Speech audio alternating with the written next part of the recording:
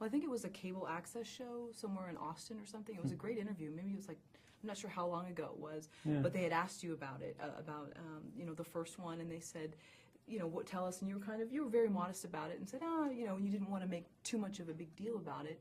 You also said that Hollywood is amazingly open to people's ideas as long as that entertainment brings money to it. Yeah.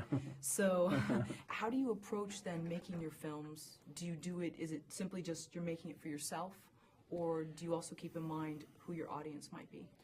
Yeah, I think when you're working on a very low budget, the way we are on these, we really are making these for ourselves. I mean, we definitely have an audience in mind. I mean,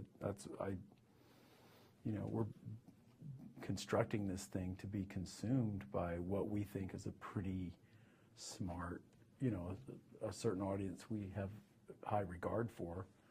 So, but yeah, we put most of it out of our minds and just, but our bar is really high. Like, we're our own biggest critics. We put so much pressure on ourselves to maximize this thing we're trying to do that each film's gotten progressively more difficult. And it didn't have to be. It could get easier, but we just push ourselves because we're compelled to try to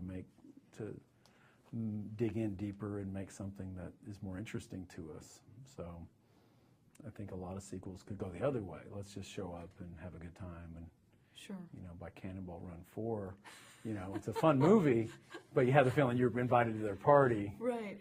But, you know, this is kind of the opposite. We're really, you know, kind of compelled in some strange way to go into this again. You know, Jesse and Celine are, these characters we've created are kind of, you know, emerging and wanting to be heard from again or something, some strange way.